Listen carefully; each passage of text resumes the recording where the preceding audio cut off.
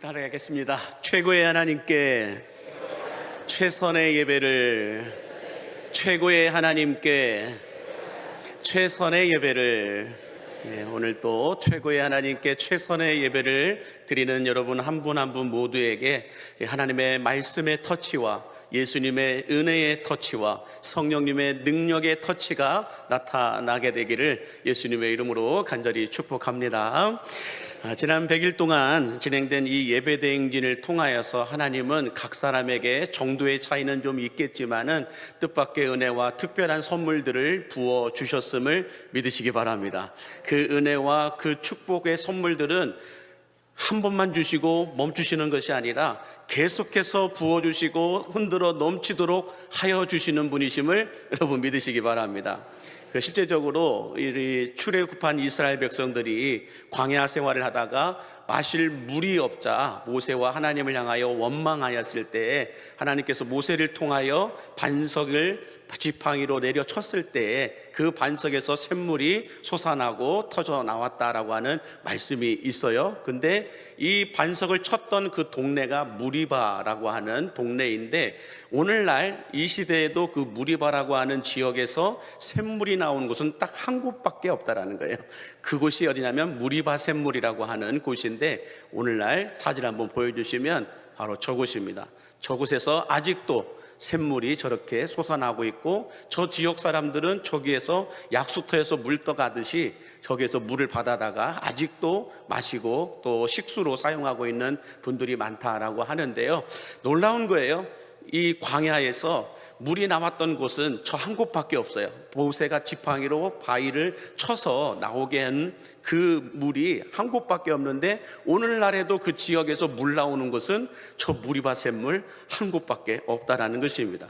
자, 이걸 놓고 볼 때 하나님께서는 이번 예배대행진을 통하여 하나님께서 한번 시작하신 은혜의 샘물, 축복의 샘물은 하나님께서 정하신 영성 온도를 올리는 사람들마다 변함없이 멈추지 않고 솟아나게 쏟아 부어지게 해주심을 여러분 믿으시기 바랍니다. 그러므로 예배대행진 끝났다고 해서 야 이제 예배도 좀 쉬고 기도도 좀 쉬고 전도하는 것도 좀 쉬고 아이고 여름이니까 좀 쉬자, 아니에요. 영성 온도는 멈추지 않고 올리고 올려야 될 줄로 믿습니다. 영성 온도를 우리가 50만 올리면 50 안에서의 은혜가 부어지지만, 영성 온도를 우리가 80까지 올리면 80만큼의 하나님이 부어주시는 은혜가 있음을 믿으시기 바랍니다. 그러므로 우리가 100도까지 올리는 것이 아니라 주님이 부르시는 그날까지 100도도 만도도 10만도도 100만도도 계속해서 올리게 되면은 거기에 걸맞는 우리가 이전에 경험하지 못하고 체험하지 못했던 은혜와 축복들을 하나님은 멈추지 않고 쏟아 부어 주시는 분이심을 믿으시기 바랍니다. 자, 그러므로 공동체적인 예배 대행진은 끝났지만 개인적인 예배 대행진은 이제부터 다시 시작임을 믿으시기 바랍니다. 이제부터는 내 개인의 예배 대행진이 시작된다라고 생각하시면서 더 영성 온도를 올리는 일에 힘쓸 수 있는 여러분들이 되시기를 바라면서요, 우리 함께 이렇게 좌우에 계신 분하고 인사하겠습니다. 한번 띄워주시겠어요? Begin again, 다시 시작합시다 라고 인사해 주시기 바랍니다.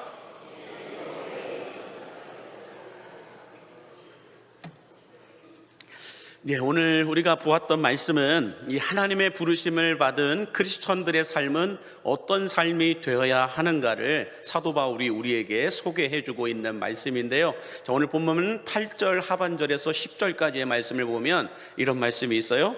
속이는 자 같으나 참되고, 무명한 자 같으나 유명한 자고, 죽은 자 같으나 살아있고, 근심하는 자 같으나 뭔가 모르게 항상 기뻐하고 있고, 가난한 자 같으나 많은 사람들을 부유하게 하고, 뿐만 아니라 아무것도 없는 자 같은데 모든 것을 가진 자이다 라고 바울은 고백하고 있는 걸 볼 수가 있어요. 뭔가 모르게 이 내용을 보니까 없는 것 같은데 있대요. 아무것도 가진 것이 없는 것 같은데 모든 것을 가지고 있대요. 뭔가 모르게 역설적으로 설명을 하고 있다라고 생각이 되어지게 되는데, 여기서 역설적이다라고 하는 말을 사전에 찾아보니까 이렇게 풀이를 하더라고요. 같이 보시면은 겉보기에는 논리적으로 모순되거나 이치에 맞지 않는 것처럼 보이지만 그 속에 중요한 진리가, 중요한 메시지가 함축되어져 있는 상태를 가리켜 역설적이다라고 설명하고 있는 걸 볼 수가 있습니다. 마치 우리가 역설적으로 표현하는 말들이 평상시에 이런 말들이 아마 있을 겁니다. 한번 띄워주시면, 시작이 반이다. 역설적인 거예요. 시작이 반이다. 끝은 전부다. 또 이렇게 말씀들을 하시죠. 또 급할수록 돌아가라 라고 하는 말이 있고, 눈뜬 장님이다 라는 말을 쓰기도 하고, 또 지는 것이 이기는 것이다 라고 말하기도 하고요, 침묵은 가장 강력한 웅변이다 라고 말하기도 하고, 돈 쓰는 것이 버는 것이다. 왜 쓰는 것이 버는 것이냐 이해가 되지 않을 수 있겠지만 이것도 역설적이라는 거예요. 또 주는 것이 받는 것보다 낫다라고 말씀하고 있는데, 자, 그러면 오늘 본문에서 바울이 말하고자 하는 이 역설적인 크리스천들의 모습은 그러면 어떤 모습일까? 이 역설적인 크리스천들의 모습을 가리켜서 사도 바울은 자기 자신을 빗대어서 설명하고 있는 것을 볼 수가 있는데요. 자, 사도 바울은 자기 자신을 뭐라고 소개하고 있는지 로마서 1장 1절에 이렇게 말씀하고 있습니다. 같이 보겠습니다. 예수 그리스도의 종 바울은 사도로 부르심을 받아 하나님의 복음을 위하여 택정함을 입었다라고 말씀합니다. 자, 여러분, 바울은 자기 자신을 예수 그리스도의 종이다라고 말하고 있어요. 근데 우리가 알고 있듯이 이 바울이라고 하는 사람의 프로필을 보면 보통 분이 아닙니다. 이 사도 바울의 어떤 스펙과 배경, 프로필을 보면은 이렇게 우리가 알 수가 있어요. 한번 보여주실까요? 사도 바울은 로마의 시민권자였다라고 말하고 있어요. 당시 로마의 시민권자는 누구도 어느 나라도 건드릴 수 없는 사람이에요. 이 로마의 시민권자였다고 말하고, 가말리엘 문화생으로 율법을 배웠다. 가말리엘 이 문화생이었다라고 하는 것은 엘리트 코스를 밟았다라는 거예요. 우리나라 서울대학은 전 세계 100위권 안에도 못 들어갑니다. 그렇지만 전 세계 이 탑10 안에 들어가는 그 엘리트 코스를 밟고 올라가서 배웠던 곳이 가말리엘 이 문화생이었다라고 말하고 있어요. 뿐만 아니라 정통 유대인이었다라고 말하고 있어요. 돈 주고 유대인을 사기도 했었었는데 그게 아니라 태어날 때부터 혈육적으로도 나는 정통 유대인이었다라고 말하고 있고, 바리새인 중에 바리새인이었고 사내들인 공회의 의원으로 들어갈 수 있는 1순위였다라는 거예요. 여러분, 사내들인 공회 의원은 70명인데 그 의원들은 아무나 들어갈 수 있는 게 아니에요. 태생이 달라야 돼요. 그런데 이렇게 사내들인 공회, 우리나라로 말하면 오늘날 국회의원과 같은 사람들입니다. 국회에 들어가기 위해서는 그만큼의 자기 지역에서 인정해주고 인지하는 사람들이 많이 있어야만 당선돼서 들어갈 수 있는 것처럼, 사도 바울은 사내들인 공회에 들어갈 수 있는 의원 1순위였다는 것은 그만큼 많은 사람들로부터도 인정을 받는 사람이었다라고 말할 수 있고요. 또 히브리어나 헬라어와 같은 국제적인 언어에도 능통했던 사람이다라고 말하고 있습니다. 그래서 사도 바울을 한마디로 표현한다면, 오늘날로 말하면 상위 1%였다라는 거예요. 상위 1%였다. 금수저 중에 금수저였다, 이렇게 말씀드릴 수 있어요. 자, 이처럼 바울은 남들이 부러워할 만한 명함을 여러 장 가지고 있었음에도 불구하고 그 모든 스펙과 배경들을 다 배설물로 여긴다라고 말하면서 자기 자신의 명함을 딱 한 장으로 표현하고 있어요. 나는 예수 그리스도의 종이다 라고 말하고 있어요. 이게 역설적이라는 거예요. 당시 예수 그리스도는 어떤 사람이에요? 죄인 중에 괴수라고 해가지고 십자가 처형을 받았던 사람이에요. 또 직업도 가장 천한 목수의 아들이었다는 거예요. 그리고 저기 나사렛에서 살았던, 나사렛에서 무슨 선한 것이 날 수 있겠냐라고 말할 정도로 나사렛이라고 하는 정말 시골 중에 시골에서 살았던 사람이고, 또 결혼도 못했고 어디 신학교 하나 어디 대학교 하나 나오지 못했던, 학문도 제대로 배운 적이 없는 사람이고, 나이도 33살에 돌아가신, 정말로 바울의 스펙과는 비교할 수 없는 이런 예수 그리스도의 종이다라고 바울이 말하고 있는 것은, 뭔가 모르게 우리가 이해하지 못하는, 우리가 알지 못하고 있는 함축적인 진리, 함축적인 메시지를 담고 있는 거 아닌가, 뭔가 역설적이지 않은가, 이렇게 우리가 알아볼 수가 있다는 것입니다. 자, 그러면 바울이 자신의 이 수많은 스펙과 수많은 프로필들을 다 내리고 나는 예수 그리스도의 종, 이 하나만 올려놓은 이유가 뭘까? 그 이유를 오늘 우리가 좀 생각해 보기를 원하는데요.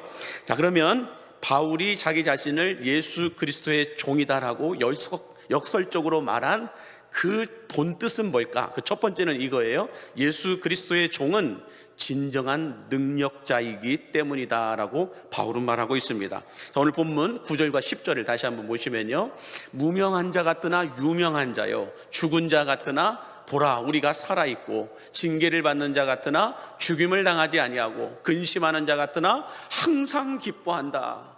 뭔가 능력이 없이는 이게 불가능한 일이라는 거예요. 뭔가 능력이 있기 때문에 무명한 것 같은데 유명한 사람처럼 살아가고 있고, 죽은 자 같으나 끝난 것 같으나 아무것도 없는 것 같으나 살아있는 사람으로 살아가고, 근심하는 자 같으나 뭔가 모르게 저 사람은 항상 기뻐하며 살아가고 있다라는 거예요.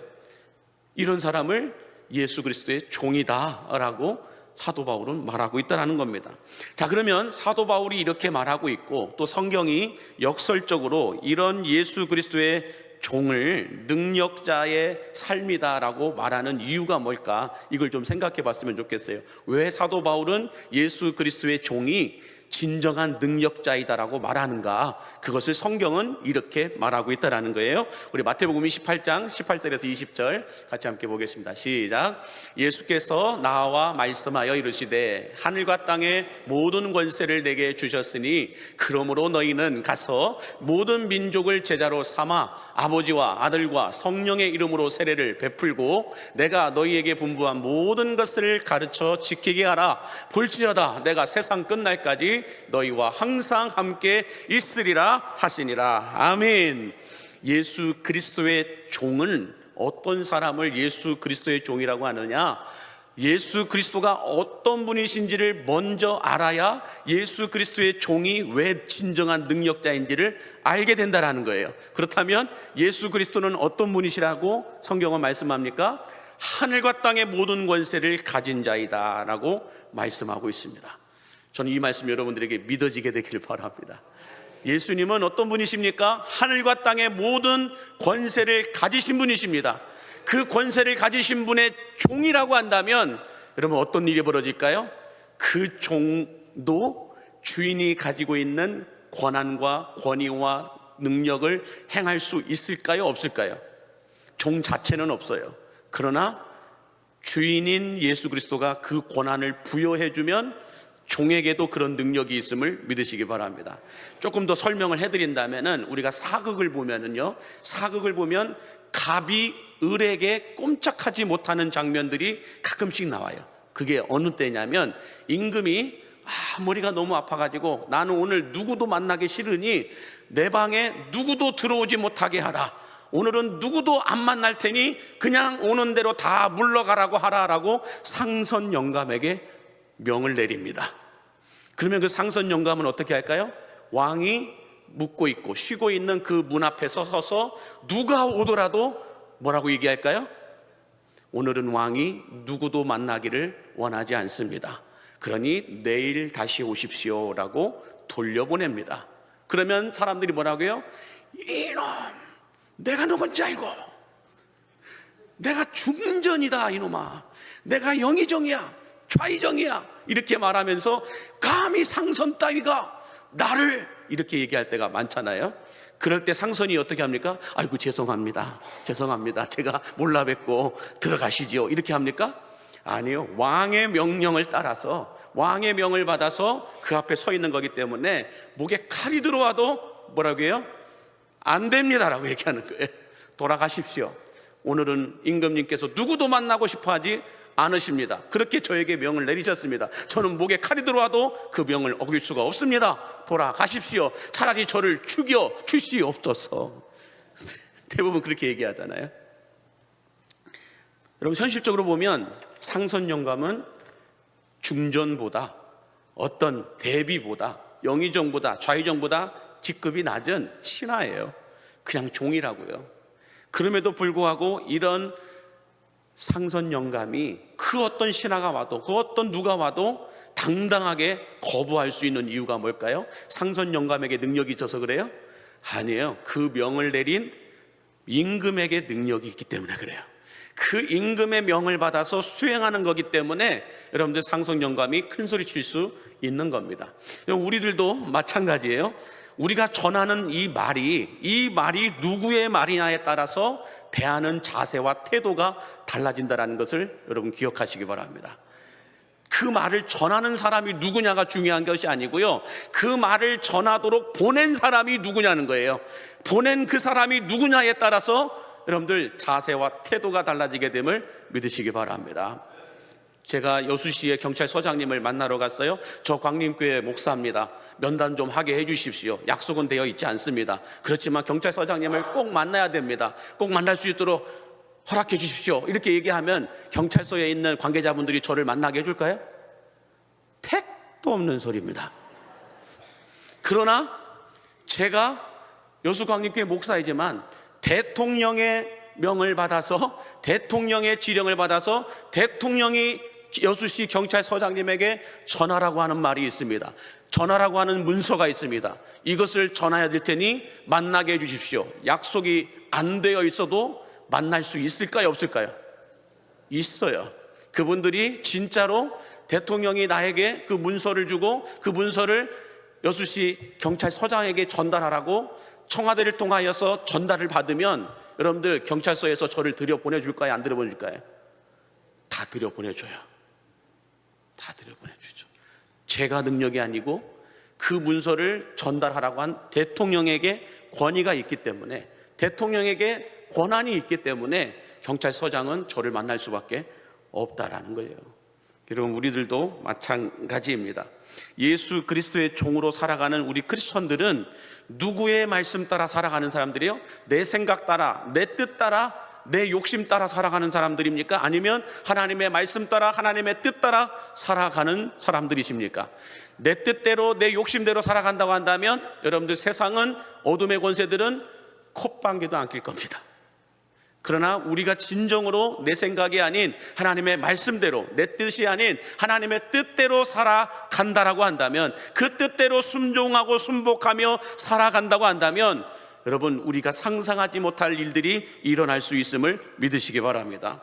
그래서 우리가 예수의 이름으로 말씀하고 예수의 이름으로 기도하고 예수의 이름으로 순종할 때 어둠의 권세들도 두려워 떨게 됨을 여러분 믿으시기 바랍니다. 그러므로 아무것도 할 수 없는 자같이 연약하고 미숙하고 부족해 보이는 우리라 할지라도 예수 그리스도의 이름으로 살아갈 때, 예수 그리스도의 이름으로 명령할 때 진정한 능력이 나타나게 됨을 믿으시기 바랍니다. 그래서 우리가 여러분들 영적 세력들을 향하여서도 예수 그리스도의 이름으로 선포하고 명령하면 어둠의 권세는 순종해야 된다는 거예요. 그게 보이지 않는 세계의 법칙입니다. 누구든지 예수 그리스도의 이름으로 명령하면 어둠의 권세들은 다 들어야 된다는 거예요. 그래서 여러분들, 사도 바울은 예수 그리스도의 종으로 살아가는 역설적인 삶을 살아가는 크리스천들을 향하여 로마서 8장 31절과 37절까지 정확하게 이렇게 설명을 해주고 있습니다. 너희들은 이런 사람들이다 라고 설명하고 있는데, 한번 보여주시면 제가 읽겠습니다. 눈으로 같이 읽어주세요. 그런즉 이 일에 대하여 우리가 무슨 말하리요? 만일 하나님이 우리를 위하시면 누가 우리를 대적하리요? 자기 아들을 아끼지 아니하시고 우리 모든 사람을 위하여 내주신 이가 어찌 그 아들과 함께 모든 것을 우리에게 주시지 아니하겠느냐? 누가 능히 하나님께서 택하신 자들을 고발하리요?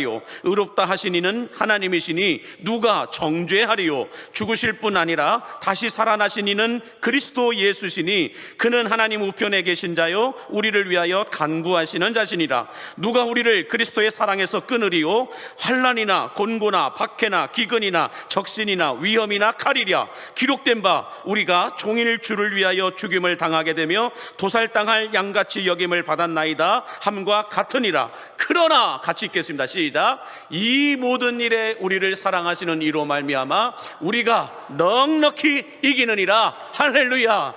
저는 이 말씀이 여러분들에게 믿어지게 되기를 바랍니다.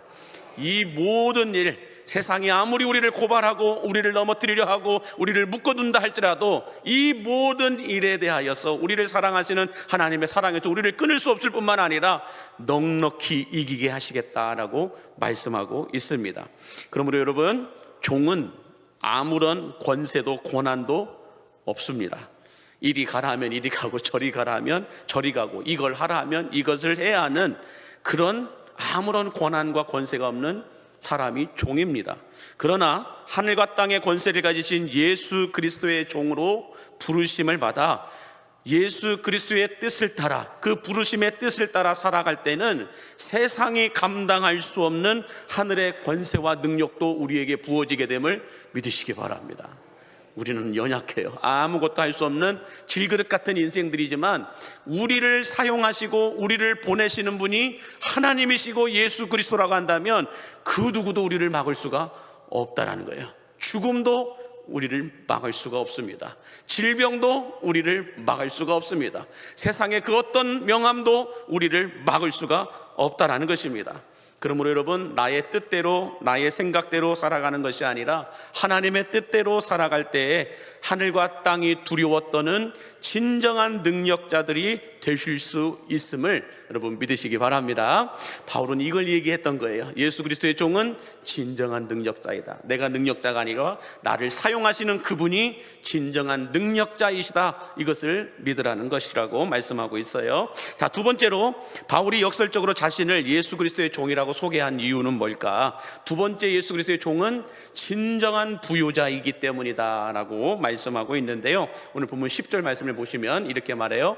가난한 자 같으나 많은 사람을 부요하게 하고 아무것도 없는 자 같으나 모든 것을 가진 자로다 라고 말씀합니다. 자, 여러분, 우리가 알고 있듯이 종은 자기 것이 하나도 없는 무소유의 사람입니다.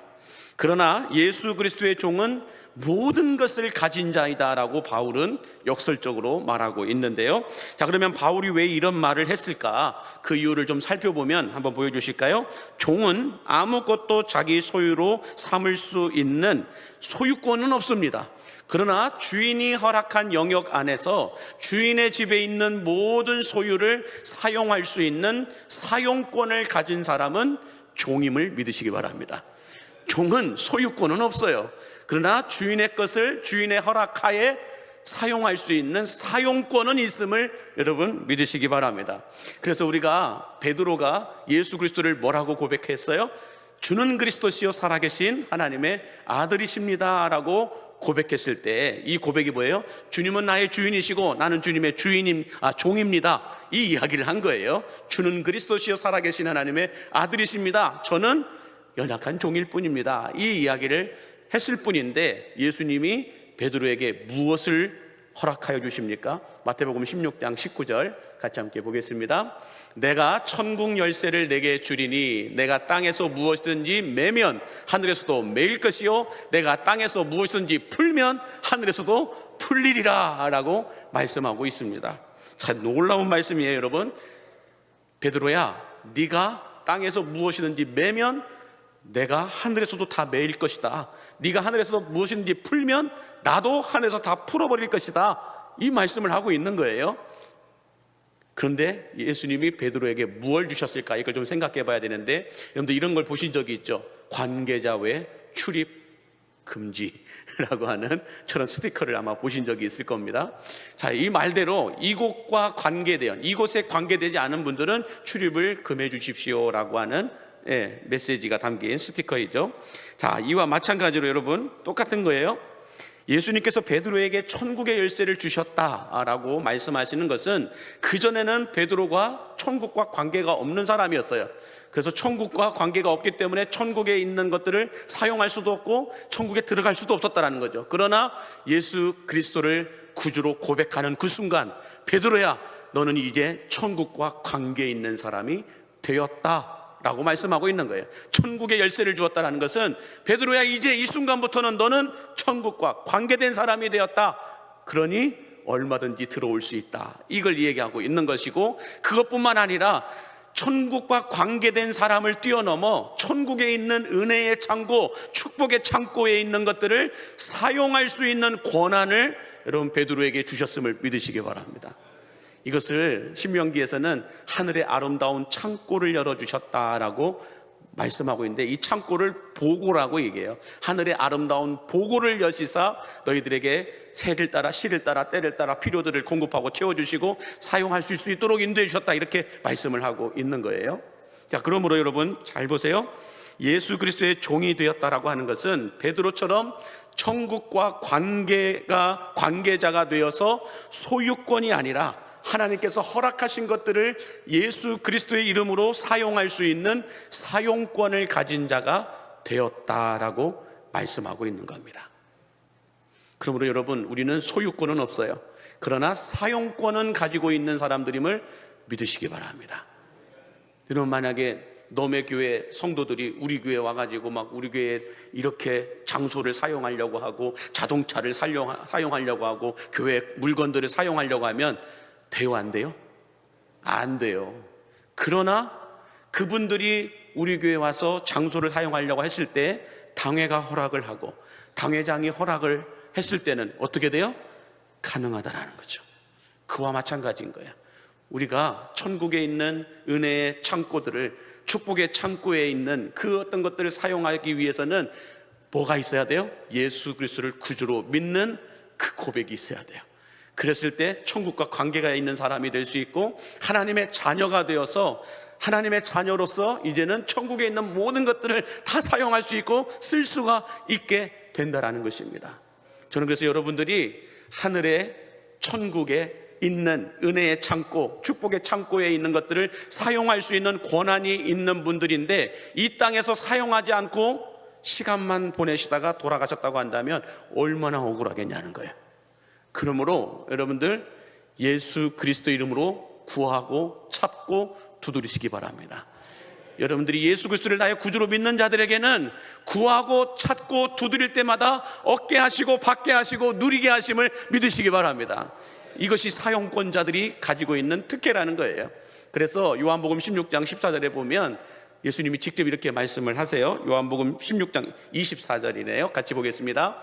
지금까지는 너희가 내 이름으로 아무것도 구하지 아니하였으나 구하라, 그리하면 받으리니 너희 기쁨이 충만하리라. 저는 여러분들 이 기쁨이 이 땅에서도 받아 누릴 수 있는 기쁨이 되기를 축복합니다. 천국 가서 누리는 기쁨은 당연한 것이고요, 이 땅에서도 받아 누릴 수 있는 기쁨이 있다라는 거예요. 그 기쁨이 충만할 수 있다라는 거예요. 그건 뭐예요? 예수 그리스도 이름으로 구하라는 거예요. 예수 그리스도 이름으로 구하고 찾고 두드리면 하나님은 얻게 하시고 받게 하시고 받아 누리게 하여 주시겠다라고 말씀하고 있습니다. 그러므로 여러분, 예수 그리스도의 종으로 부르심을 받은 바울뿐만 아니라 저와 여러분들도 예수 그리스도의 종으로 부르심을 받았다고 한다면 소유권은 없어도 주인이 허락하신, 나의 아버지가 허락하신 그 모든 것들을 사용할 수 있는 사용권은 있음을 믿으시기 바랍니다. 그 사용권의 기준은, 티켓은 뭘까요? 예수 그리스도의 이름이라는 거예요. 예수 그리스도의 이름으로 우리가 구할 때 사용할 수 있음을 믿으시기 바랍니다. 그러므로 여러분들 이 땅에 살아가는 동안에 정말로 무명한 것 같으나 유명한 자로 살아가기를 원한다면, 가난한 자 같으나 부유한 자로 살아가기를 원한다면, 아무것도 없는 자 같으나 모든 것을 가진 자로 살아가기를 원한다면 예수 그리스도 이름으로 구하시기 바랍니다.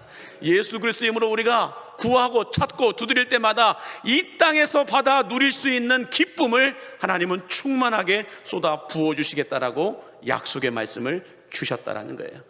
그러므로 여러분, 이 역설적인 크리스천들의 삶, 남들이 보기엔 이해가 되지 않아요.